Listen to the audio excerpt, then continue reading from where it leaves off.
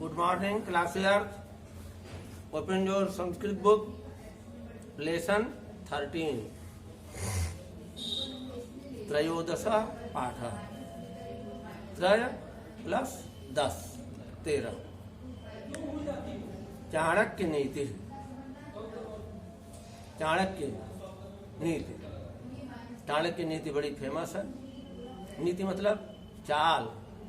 भाई चाणक्य की चाल बड़ी फेमस है. देखिए कुछ दिए हैं.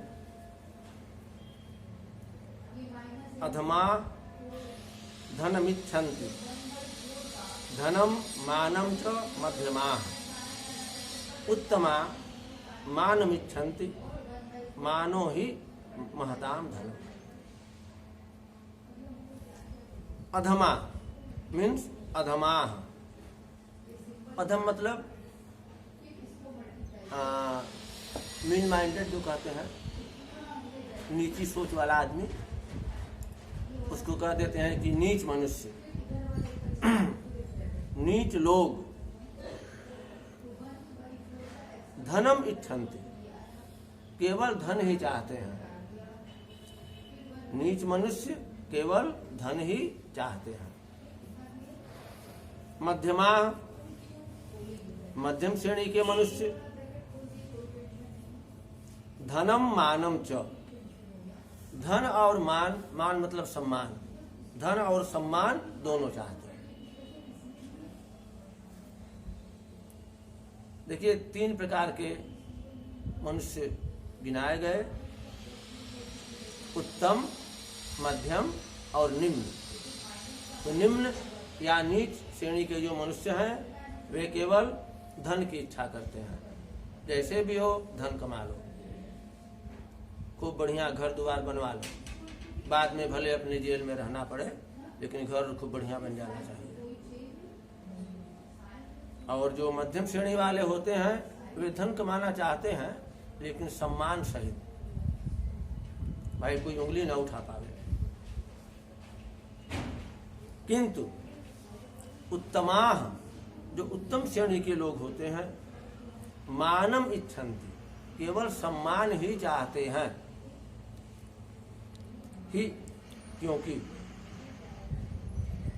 मानो ही महताम धनम, सम्मान ही महताम धनम, महान लोगों का धन सम्मान ही होता है. महताम धनम, महान लोगों का या श्रेष्ठ लोगों का धन. मानो सम्मान, मानो ही सम्मान ही होता है. मिलाइए. देखिए अन्वय जैसे अर्थ करना है उसी के अनुसार नीचे लिख दिए हैं. थोड़ा इनके अनुसार चला जाए. अधमा केवलम धनम एव इच्छन्ति, नीच मनुष्य केवल धन ही, एव माने ही, इच्छन्ति चाहते हैं, केवल धन की ही इच्छा करते हैं. मध्यमा, मध्यम मनुष्य धनम मानम च द्वौ एव इच्छन्ति. मध्यम मनुष्य, मध्यम श्रेणी के मनुष्य धन और सम्मान दोनों ही चाहते हैं. किंतु उत्तमाः, यानी उत्तम श्रेणी के मनुष्य केवलम मानम इच्छन्ति, केवल सम्मान ही चाहते हैं. क्योंकि महताम धनम मान एव भवति. महताम, महान लोगों का धनम धन, मान एव भवति, सम्मान ही होता है. जिसको आप इज्जत कहते हैं, इज्जत चली गई तो वही सम्मान है. आगे बढ़े. मुहूर्तमपि जीवे द्वै नरः शुक्लेन कर्मणा न कल्पमपि कष्टेन लोकद्वय विरोधिना. अन्वय देखिए आसान रहेगा. नरः मनुष्य, शुक्लेन कर्मणा अच्छे कार्यों द्वारा, मनुष्य का अच्छे कार्यों द्वारा, मुहूर्तम अपि वै जीवेत, मुहूर्तम अपि क्षण भर ही जीना वरम यानी अच्छा होता है। शुक्लेन कर्मणा अच्छे कर्मों के द्वारा मुहूर्तम अपि जीवेत क्षण भर भी जीना वरम अच्छा होता है।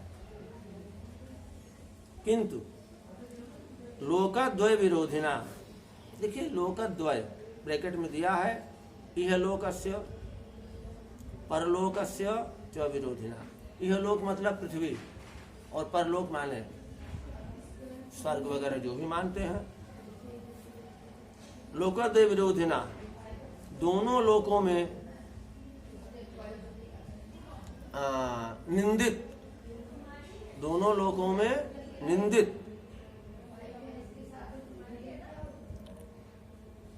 अर्थात इस पृथ्वी और स्वर्ग में निंदित कष्टेन, कष्टेन का मतलब क्या है? कष्टदायकेन कर्मणा, लोगों को कष्ट देने वाले कार्य करते हुए। कल्पम अपि न जीवेत, कल्प भर, कल्प मतलब युग, युगों तक जीना। कल्पम अपि न जीवेत, कल्प भर जीना नहीं चाहिए। अर्थात अगर आप यहाँ हैं, लोगों को परेशान कर रहे हैं और ऊपर जाएंगे, ऊपर तो जाना ही है कभी कभी न कभी, वहाँ भी लोगों को परेशान करेंगे, आदत रहेगी तो जाएगी ही, जाएगी नहीं साथ आपके जाएगी।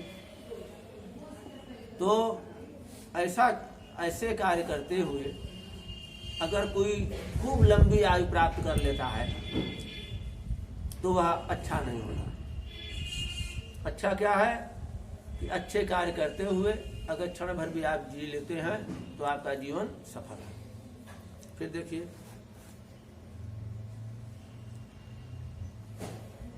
शुक्लेन कर्मणा नरः मुहूर्तम अपि जीवेत, अच्छे कार्य करते हुए मनुष्य का क्षण भर भी जीना अच्छा है, अच्छा होता है। किंतु लोकद्वय विरोधिना, दोनों लोकों में कष्टदायक कर्म करते हुए, दोनों लोकों में कष्टदायक अर्थात दोनों लोकों के लोगों को कष्ट देते हुए। कल्पम अपि न, कल्पम अपि न उचितम, या जो भी कहने, दोनों लोकों में कष्टदायक कार्य करते हुए युगों तक जीना भी, कल्पमपि कल्प तक भी अर्थात युगों तक जीना भी अच्छा नहीं होता। आगे बढ़िए। पर प्रोक्त गुणों यस्तु निर्गुणोपि गुणी भवे। पर प्रोक्त गुणों यस्तु, यह तू, यह मीन्स जो, अस्तु है या हो, पर प्रोक्त गुणों, दूसरों के गुणों को कहने वाला, या ये भी कर सकते हैं कि जिसके गुण दूसरों के द्वारा कहे जाए, यही करिए। पर प्रोक्त गुणों यस्तु, जिसके गुण दूसरों के द्वारा कहे जाए। निर्गुणोपि गुणी भवे, ऐसा निर्गुण व्यक्ति भी, गुणहीन व्यक्ति भी गुणी हो जाता है। लेकिन शुरू का चेंज करना पड़ेगा। यही रखिए कि जो दूसरों के गुणों को कहता है तो ऐसा कार्य करते हुए निर्गुण मनुष्य भी, गुणहीन मनुष्य भी गुणवान हो जाता है, गुणी हो जाता है। इंद्रोपि लघुताम याति, साधारण मनुष्यों की बात क्या करें, यदि देवराज देवताओं के राजा इंद्र भी लघुताम याति छोटेपन को प्राप्त हो जाते हैं। कब? स्वयं प्रख्यापित गुण, यदि वे स्वयं अपने गुणों को कहते हैं, स्वयं के गुणों को कहने वाला, तो इंद्र भी लघुता को प्राप्त हो जाते हैं।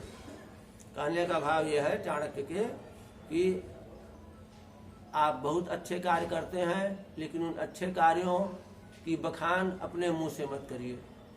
अगर आपके द्वारा किए गए कार्यों को, अच्छे कार्यों को दूसरे लोग कहते हैं, तो आप में जो भी, आप में कोई गुण नहीं है, तो भी आपके गुण जो है डेवलप करते जाएंगे, बढ़ते जाएंगे। और यदि स्वयं अपने गुणों की बखान कोई कर रहा है, कितने भी उच्च कार्य कर रहा हो, तो इंद्र भी यदि ऐसा काम करेंगे तो वह लघुता को प्राप्त हो जाते हैं, मतलब छोटेपन को प्राप्त होते हैं। फिर देख लीजिए एक बार,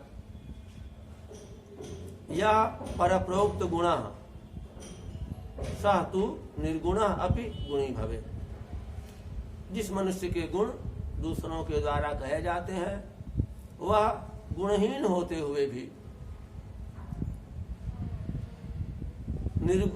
गुणवान हो जाता है।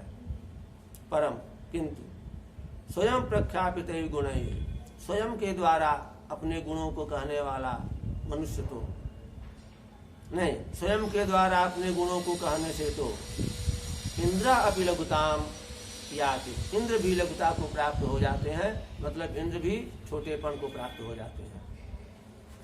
आगे बढ़िए। पुस्तकेषु च या विद्या परहस्तेषु यद धनम। देखिए, या विद्या, जो विद्या पुस्तकेषु, पुस्तकों में है, जो विद्या बस पुस्तकों तक ही सीमित है।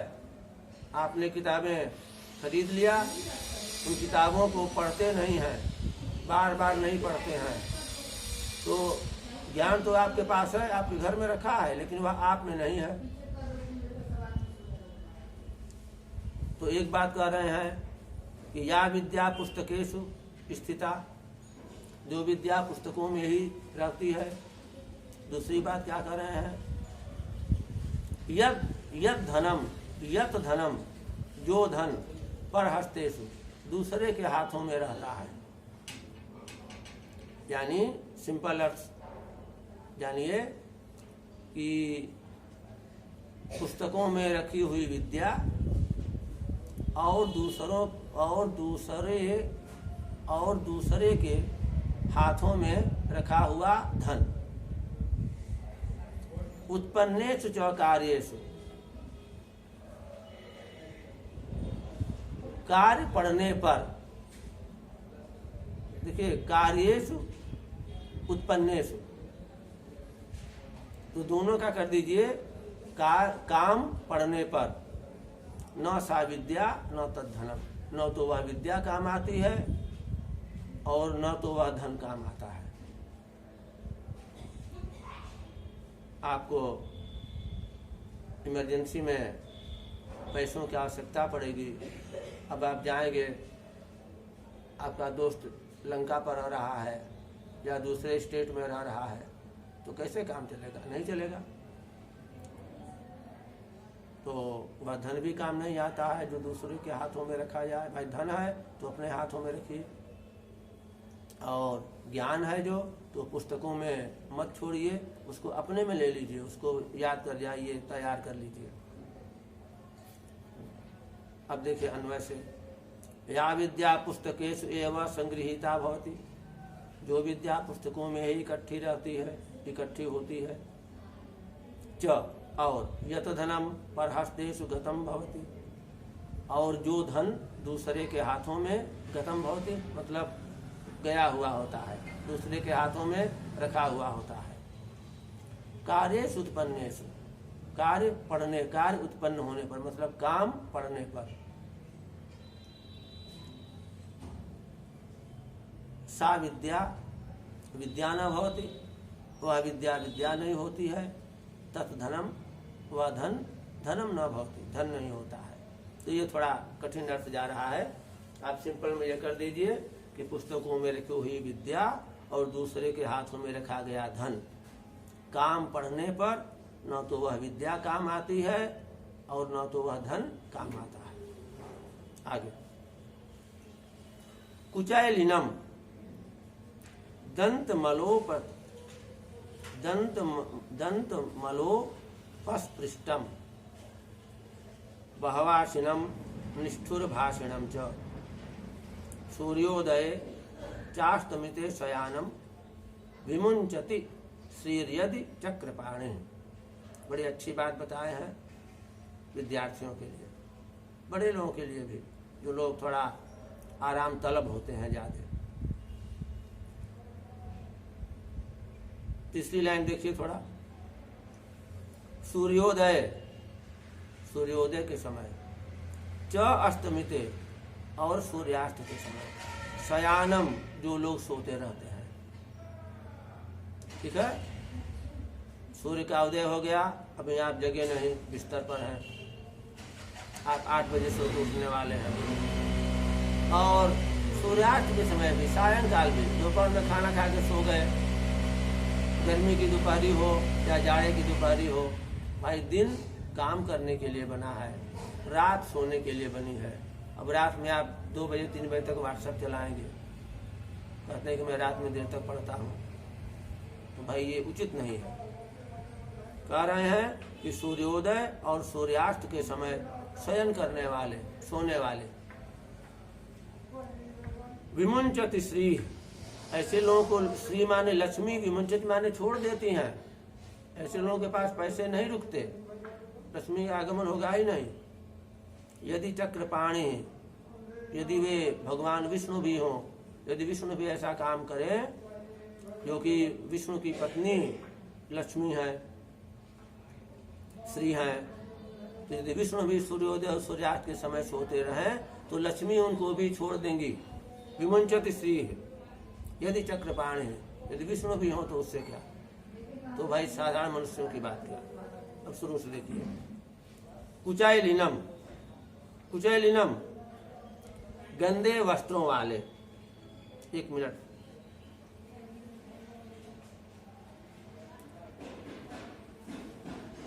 गंदे वस्त्रों वाले दिया है, गंदे वस्त्र पहनने वाले। ठीक, तो कुचैलिनम गंदे वस्त्रों वाले या गंदे वस्त्र पहनने वाले। दंत मल उपस्पृष्टम, दांतों पर मल जमा हुआ है, मक्खड़, तो गंदे दांतों वाले, गंदे वस्त्रों वाले कामा, और गंदे दांतों वाले। इसलिए भाई दांतों की सफाई रखनी चाहिए। जैसे सोनू सर के दांत हैं, साफ साफ हैं। हाँ, बहवासिनम, बहुत अधिक भोजन करने वाले, कुकर का कुकर भाते खा जा रहे हैं। हाँ, बहुत पहले एक लड़का पढ़ता था तो मोटा था, तो घर वाले चावल खाने से मना करते थे, तो वह लेकर के कुकर बाथरूम में घुस जाता था, खा के निकलता था। आज भी मोटा है वो, नाम नहीं लूंगा। तो बहवासिनम, बहुत अधिक भोजन करने वाले, और निष्ठुर भाषणम च, और निष्ठुर भाषणम, कठोर वचन बोलने वाले। प्रेम से बोलना चाहिए, मधुर आवाज निकालनी चाहिए। अमित क्या है, हमेशा टर टर बोलते हैं, हमेशा कहते हैं गुस्सा ही रहता है। तो निष्ठुर भाषणम यानी कठोर वाणी बोलने वाले। क्या क्या गिना दिए, गंदे वस्त्रों वाले, गंदे दांतों वाले, बहुत अधिक भोजन करने वाले, और कठोर वचन बोलने वाले। आगे बढ़िए, और को एकदम बाद में लीजिएगा अभी, और को छोड़िए, बस कामा लगाते जाइए। सूर्योदय और सूर्यास्त के समय सोने वाले को श्री विमुंचति, सोने वाले मनुष्य को लक्ष्मी छोड़ देती हैं यदि चक्रपाणी, भले ही वे भगवान विष्णु हों। अगर विष्णु भगवान भी सब आचरण करेंगे, गंदे कपड़े पहनेंगे, भाई विष्णु भगवान बड़े यानी शौकीन मिजाज माने जाते हैं, अलंकार प्रियो विष्णु, खूब सज धज के उनके सामने जाइए, स्वयं भी सब पहने रहते हैं और सजे धजे रहते हैं, तो आपको पसंद करेंगे, आपकी इच्छाएं पूरी करेंगे। इसलिए पूजा पाठ करने मंदिर जाते हैं तो वेल मेंटेन होकर के जाइए। भाई अपने बच्चे को कोई देखता है कि वेल मेंटेन है तो अच्छा लगता है ना। अब पूजा कर रहे हैं, कोई फटा पुराना कपड़ा पूजा घर में टांग दिए हैं वही पहन ले रहे हैं, तो माँ बाप को अच्छा नहीं लगेगा ना। आपको गंदे और वैसे कपड़ों में देखेंगे तो भले वह धुला हुआ है, वेल मेंटेन जाइए, बढ़िया। तो एक बार वो देख लीजिए, गंदे वस्त्र, अच्छा अन्वय से देखिए, कुचैलिनम, गंदे वस्त्रों वाले, दंतमलोपस्पृष्टम, गंदे दांतों वाले, बहुत अधिक भोजन करने वाले, कठोर वचन बोलने वाले, सूर्योदय और सूर्यास्त के समय सोने वाले, शयन करने वाले, मनुष्य को दिया है जन्म, यानी मनुष्य को श्री विमुंचति, लक्ष्मी छोड़ देती हैं। यदि स जना, यदि वह मनुष्य चक्रपाणी अपि भवे, विष्णु ही हो, यदि चक्रपाणी, यदि वह विष्णु ही हो तो भी लक्ष्मी उनको छोड़ देंगी। आगे बढ़िए। लोभश्चेद गुणेन किम पिशुनता यद्यस्ति किम पातकैः, सत्यम चेत तपसा च किम शुचि मनो यद्यस्ति तीर्थेन किम, सौजन्यम यदि किम गुणैः सुमहिमा यद्यस्ति किम मंडनैः, सद्विद्या यदि किम धनैरपयसो यद्यस्ति किम मृत्युना। एक से एक बातें कहे हैं। लोभ चेत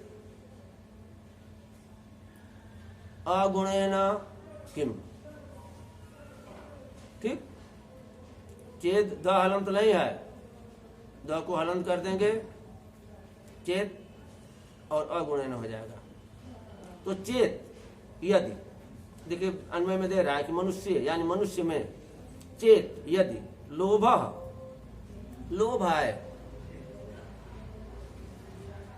तो अगुणेन किम, अवगुणों की क्या आवश्यकता, यानी अगर आप लोभी हैं तो आपको दूसरे गुणों की कोई जरूरत नहीं, पर्याप्त है इतना आपके पतन के लिए। तो मनुष्य चेत लोभ भवेत् तर्हि अगुणेन, यानी अगुणस्य अन्वेषणेन किम, किम मीन्स का आवश्यकता। यदि मनुष्य में लोभ है तो और गुणों को खोजने की क्या आवश्यकता, मतलब और गुणों को खोजने की कोई आवश्यकता नहीं है। सुनता यद्यस्ति, यदि अस्ति किम पातकैः, देखिए यदि पिशुनता अस्ति, यदि पिशुनता का गुण है, यदि चुगलखोरी करने का गुण है, ठीक, पिशुनता माने चुगलखोरी होता है, देख लीजिएगा इसमें कहीं दिया होगा, हमें नहीं दिखाई दे रहा है। हाँ, पिशुनता दूसरों की झूठी बुराई करना, तो चुगलखोरी भी हम लोग कह देते हैं पिशुनता को। इसमें तो बस हो गया कि इनके अनुसार आलोचना, शिकायत, यही रखिए। यदि मनुष्य में दूसरों की झूठी बुराई करने की आदत है तो पातकैः किम, तो अन्य पापों की क्या आवश्यकता, यानी यही सबसे बड़ा पाप है कि आप दूसरों की झूठी बुराई करते हैं। सच्ची बुराई भी दूसरों की नहीं करनी चाहिए। आप दूसरे की अगर 10 झूठी या सच्ची बुराई आपस में कर रहे हैं, बतिया रहे हैं, तो लिखा यह है धर्म ग्रंथों में या शास्त्रों में कि आपकी 10 अच्छाई उसके में ट्रांसफर हो जाएगी और उसकी 10 बुराई आप में ट्रांसफर हो जाएगी। तो यह बड़ा घाटे वाला सौदा होता है, इसलिए किसी की झूठी या सच्ची बुराई तो करनी ही नहीं चाहिए। हालांकि इसमें बहुत लोगों को मजा आता है। तो यदि विष्णुता अस्ति, यदि दूसरों की झूठी बुराई करने की आदत है तो पापैः किम, फिर अन्य पापों की क्या आवश्यकता।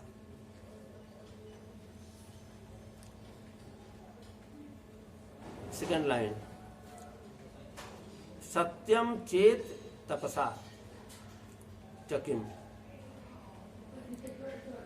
यदि चेत सत्यम, यदि सत्य है, यदि सत्य बोलने की आदत है तो तपसा किम, तपस्या करने की क्या आवश्यकता है। सबसे बड़ी तपस्या तो सत्य बोलना ही है। थोड़ा कठिन है सत्य बोलना। सत्यम ब्रूयात प्रियम ब्रूयात न ब्रूयात असत्यम प्रियम। ये आगे की लाइन फिलहाल नहीं ध्यान में आ रही है क्योंकि कठिन है सत्य बोलना। तो कह रहे हैं कि चेत सत्यम, यदि सत्य बोलने का गुण है, तपसा किम, तो तपस्या की क्या आवश्यकता। शुचि मनो यद्यस्ति, यदि शुचि मनो अस्ति, यदि मन शुचि मतलब पवित्र है, यदि मन पवित्र है तो तीर्थेन किम, तीर्थ की क्या आवश्यकता, तीर्थों की क्या आवश्यकता है। यदि मन पवित्र है तो तीर्थों की क्या आवश्यकता। गंगा जी में नहा लेने से आप पवित्र थोड़े होंगे, भीतर आप राग द्वेष ये सब भरे हुए हैं। तो हरिद्वार में जाके हर की पौड़ी पर नहा लेंगे तो उसे पवित्र हो जाएंगे? नहीं, आंतरिक पवित्रता होनी चाहिए।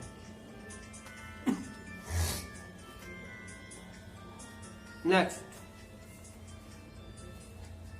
सौजन्यम यदि किम गुणैः, यदि सौजन्यता है, यदि सज्जनता है तो गुणैः किम, अन्य गुणों की क्या आवश्यकता। यदि सज्जनता है तो दूसरे गुणों की क्या आवश्यकता। और सुमहिमा यदि अस्ति, यदि सुंदर कीर्ति है, सुमहिमा यदि सुंदर यश है तो मंडने किम, आभूषणों की क्या आवश्यकता। यदि आप यदि आप सुविख्यात हैं, कुविख्यात नहीं, कुख्यात नहीं बल्कि सुविख्यात, अच्छे कार्यों के द्वारा लोग आपको जानते हैं, तो यूं ही आप सबको बड़े सुंदर दिखेंगे। एक वही सूट पहन करके इलिटरेट आदमी चले और वही सूट पहन करके एक लिटरेट आदमी चले तो लिटरेट आदमी ज्यादा फपता है। तो गुण है। किसी ने इस पर कभी कमेंट्स किया था। तो यदि सुमहिमा है, यदि सुंदर यश है, यदि सुयश है तो मंडने किम, आभूषणों की क्या आवश्यकता। नो कॉस्मेटिक्स, कुछ नहीं। और सद्विद्या यदि सद्विद्या है, सद्विद्या मतलब सच्ची विद्या है, ये मानिए, यानी रियल में आप शिक्षित हैं। ये नहीं कि किताब में आप पढ़े हैं कि झूठ नहीं बोलना चाहिए और किताब पढ़ने के बाद भी आप एकदम धारा प्रवाह झूठ पर ही सब कुछ है, तो वह सद्विद्या नहीं कही जाएगी। सद्विद्या यदि सच्ची विद्या है, मतलब जो आप को ज्ञान है, जो आपने सीखा उसको आप अमल में ला रहे हैं। तो धनैः किम, धन की क्या आवश्यकता? यदि सच्ची विद्या है, यदि मोक्षदायिनी विद्या है, भाई विद्या मृतमश्नुते कहा भी गया है, विद्या है तो फिर धन दौलत के पीछे आप, ठीक है, आवश्यकता भर पैसे सबको चाहिए, उसी के लिए आप लालायित रहेंगे। और लालायित नहीं रहेंगे, बस वही एक होगा कि एक साइड वर्क वो भी है, ठीक है भाई कुछ पैसे आ जाएं, अब ये नहीं कि दुनिया की दौलत हम इकट्ठे कर लें, धीरे भाई अंबानी हम ही बन जाए, तो ये नहीं। यदि सच्ची विद्या है तो धन की क्या आवश्यकता। और सबसे लास्ट में अपयशो यदि अस्ति, यदि अपयश है, ठीक है, यदि अपयश है तो मृत्युना की, मृत्यु की क्या आवश्यकता। हाँ, यदि आपका अपयश चारों ओर फैल गया तो वही सबसे बड़ी मृत्यु है। भाई अब तो जमाना बदल गया, इतने लोग निर्लज्ज हो गए हैं कि यश अपयश का उन्हें कुछ ख्याल ही नहीं, सिर उठा करके चलते हैं। हाँ, गीता में भी ऐसा आया है, शायद दूसरे ही अध्याय में आया है कि सम्माननीय मनुष्य के लिए वो श्लोक ध्यान पर नहीं चढ़ रहा है, मृत्यु नहीं, अपयश मृत्यु से भी बढ़कर होती है, उसमें तो ये कृष्ण जी ने कह दिया है। तो अपयशो यदि अस्ति, यदि अपयश है, यदि बदनामी है, मृत्यु ना की, मृत्यु की क्या आवश्यकता। मिलाइए, मनुष्य में यदि लोभ है तो अवगुणों की क्या आवश्यकता, दूसरे अवगुणों की क्या आवश्यकता। यदि